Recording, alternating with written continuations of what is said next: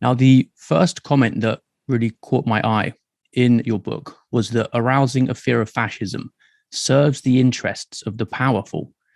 Now, why is this? I think there seems to be consensus, certainly within the political class and the media, that fascism is the worst possible thing that could happen to us, that could befall a country, and that it's become synonymous with whatever the political establishment dislikes. So that, if truckers are striking, they are fascist. Then I turn on Tucker Carlson and hear that the government of Canada is fascist. Um, I think what the term means is that the person speaking doesn't like the group that is protesting or the people who are objecting to the protest, so they're called fascists.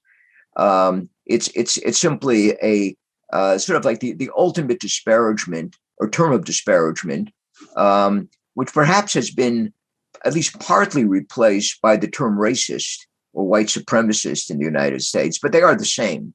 If you're a white supremacist, presumably you're also a fascist. It sounds in that sense then that it's part of what's commonly termed cancel culture. So you can shut somebody down by calling them a transphobe, for example, and equally, and perhaps even more powerfully, you can do the same by shouting fascist. Right. Curiously, George Orwell, during the Second World War, as I point out in my book on anti-fascism, objected to the indiscriminate use of the term fascism. Remember, he was a left-wing socialist, and this was during the Second World War. And he said that, for the sake of a verbal honesty, let's designate people who are fascists, and not call anybody else a fascist.